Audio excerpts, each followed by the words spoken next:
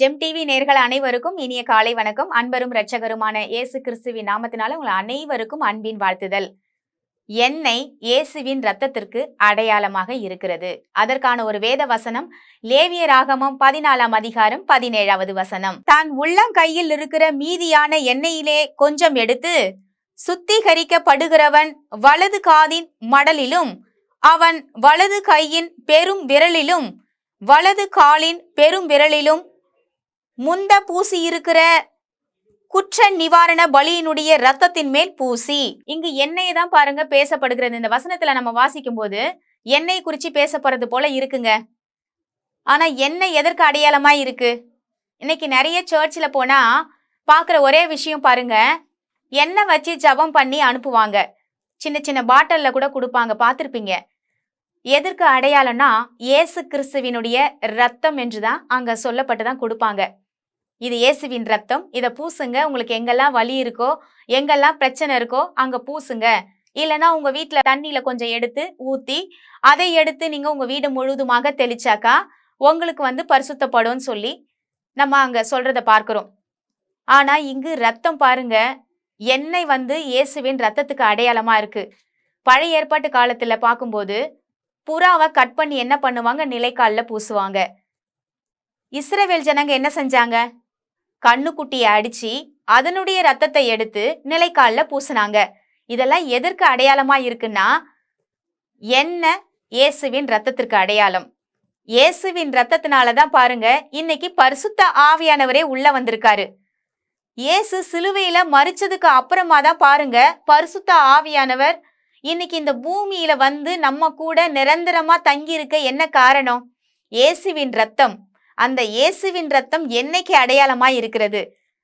அதனாலதான் பாருங்க பரிசுத்த ஆவியானவர் பழைய ஏற்பாட்டிலே பார்க்கிறோம், புறாவாக, எண்ணெயாக, அக்கினியாக. அவர் பாருங்க எப்படிலாம் அவர் செயல்படுறாரு பாருங்க. பரிசுத்த ஆவியானவர் அன்னைக்கும் இருந்தாரு. அவர் ஒரு பொருளாக தான் இருந்தாரு. எப்படி பொருளாக இருந்தாரு? எண்ணெயா இருந்தாரு, அக்கினியை இறக்குனாரு. ஏலியா ஜபிக்கும் பொழுது என்ன நடந்தது? அக்கினி இறக்கப்பட்டது. எண்ணெய பாருங்க, இங்க எண்ணெயை வச்சுதான் காது மடல்ல தேய்க்கிறாங்க, பெரும் வரல்ல தேய்க்கிறத பாக்குறோம். அப்போ எண்ணெய் எதற்கு அடையாளமா இருக்கு? பரிசுத்த ஆவியானவருக்கு அடையாளமா இருக்கு. அப்போ அவருக்கு நிறைய பட்ட பேருங்க.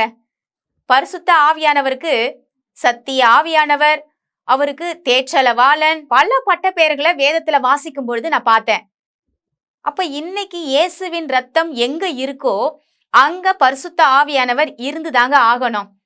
இன்னைக்கு நீங்க உங்களோட செயலின் மித்தமாகவோ என்னுடைய செயலின் மித்தமாகவோ இயேசு கிறிஸ்து நம்ம கிட்ட வாழ்றாரு, பரிசுத்த ஆவியானவர் அதனால்தான் நமக்கு கிடைச்சிருக்கிறாருன்னு சொல்ல முடியாது. ஏன்னா இன்னைக்கு அவர் செயலை வச்சு வருகிறவர் அல்ல பரிசுத்த ஆவியானவர். இயேசு ரத்தம் எங்க இருக்குன்னு பாப்பாரு. அன்னைக்கு இயேசு ரத்தத்தை பார்த்து பாருங்க இஸ்ரவேல் ஜனங்க 1 வயசு கண்ணுக்குட்டியை அடிச்சு அந்த இடத்துல நிலைக்கால்ல பூசும் பொழுது எகிப்தியர்களுக்கு வாதை வந்தது இல்லைங்களா? அவர்களுக்கு மரணம் வந்தது. சங்கார தூதன் பாருங்க இந்த ரத்தத்தை பார்த்து அந்த வீடு நம்ம வீடு கிடையாது, இது இயேசுவோட வீடு, இங்க போயிடக்கூடாதுன்னு சொல்லி அந்த ரத்தம் தான் பேசினது. இது இயேசுவின் வீடு, இங்க வர உனக்கு அதிகாரம் கிடையாதுன்னு. அப்ப அந்த ரத்தத்தை தாண்டி பாருங்க எகிப்து ஜனங்களை மட்டும் தலைச்சன் பிள்ளைகளை வாதித்தார், அங்கு சங்காரம் பண்ணினார் என்று பார்க்கிறோம்.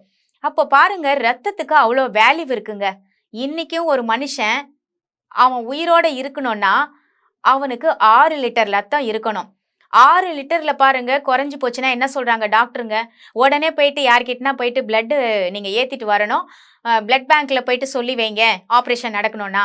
அப்ப கடவுள் பாருங்க ரத்தத்தினுடைய வேல்யூ என்னன்னு தெரிஞ்சுதான் இயேசு கிறிஸ்து இந்த உலகத்துல அவர் ரத்தம் சிந்தினார். இன்னைக்கு நம்ம பார்த்ததுல பாருங்க இதுக்கு மேல ஒருத்தர் அன்பு செலுத்த முடியுமா? உலகத்துல நிறைய பேர் சொல்லுவாங்க நான் உயிரையே கொடுக்கிறேன் உனக்காக. ஆனா இயேசு கிறிஸ்து நீங்களும் நானும் பிறப்பதற்கு முன்பதாகவே அவர் நமக்காக தன்னுடைய ஜீவனையே கொடுத்திருக்கிறார். நமக்காக மட்டும் கிடையாதுங்க, உங்க குழந்தைங்க என் குழந்தைங்க எல்லாம் நல்லா இருக்கணும். அதனாலதான் பாருங்க அவர் ஜீவனை ஒப்பு கொடுத்து சிலுவையை ஏற்றுக்கிட்டாரு. இல்லைன்னா பாருங்க இன்னைக்கு ரட்சிப்பும் கிடையாது, நம்ம வாழ்ற வாழ்க்கையில எந்த தகுதியுமே இல்லாம வாழணும்னு சொல்லி கடவுள் நம்மளை படைக்கலங்க. தகுதியை கொடுப்பதற்காக தான் சிலுவையை சுமந்தார். இன்னைக்கு நீங்களும் நானும் சரி தகுதியோட வாழ போறோம். ஆனா நம்ம நினைக்கிறோம் தகுதியே இல்லாத ஒரு வாழ்க்கை வாழ்ந்துகிட்டு இருக்கோன்னு.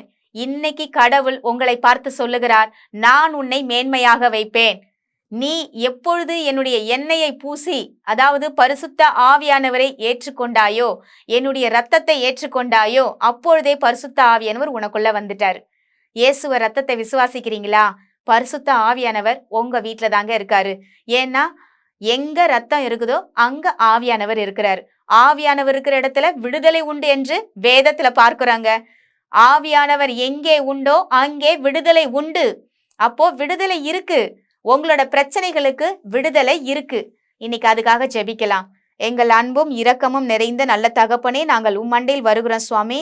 இந்த நாட்கள்ல தகப்பனே, எண்ணெய் இயேசுவின் ரத்தத்திற்கு அடையாளமாக இருக்கிறது என்று நாம் பார்த்தோம். ஆமா ஆண்டவரே தகப்பனே, எண்ணெய் ஆண்டவரை இருக்கிற இடத்துல இயேசுவின் ரத்தம் இருந்தது பழைய ஏற்பாட்டுல. ஆனா இப்பொழுது இயேசு ரத்தம் எங்க இருக்கிறதோ அங்குதான் ஆவியானவர் எண்ணெயின் மூலமாக இருக்கிறார். அவர் அக்கினியாக இருக்கிறார். என் தேவன் ஒவ்வொரு நாளும் உம்முடைய ரத்தத்தின் மூலமாக பரிசுத்த ஆவியை ஜனங்கள் பெற்றுக்கொள்றாங்கப்பா.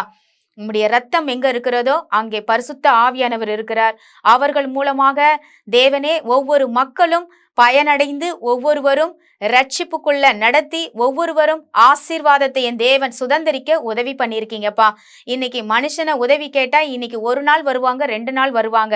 ஆனா பரிசுத்த ஆவியானவர் எங்கள் வாழ்நாள் முழுவதும் எங்களோட தங்கி இருக்க நீங்க கொடுத்திருக்கீங்கப்பா. அதற்காக நாங்க நன்றி சொல்லுகிறோம். எப்பொழுதும் பரிசுத்த ஆவியானவரை நாங்கள் துக்கப்படுத்தாதபடிக்கு அவரை எப்பொழுதும் ஒரு மனிதனாக, ஒரு தேவனாக, எப்பொழுதும் ஒரு நண்பராக அவரை நாங்கள் கனம் பண்ணி வாழ்கிற ஒரு வாழ்க்கை எங்களுக்கு தரும்படியாக நாங்கள் வேண்டிக் கொள்ளுகிறோம். ஜீவனுள்ள நல்ல தகப்பனே, ஆமேன். கர்த்தர் நம் அனைவரையும் ஆசிர்வதிப்பாராக. God bless you.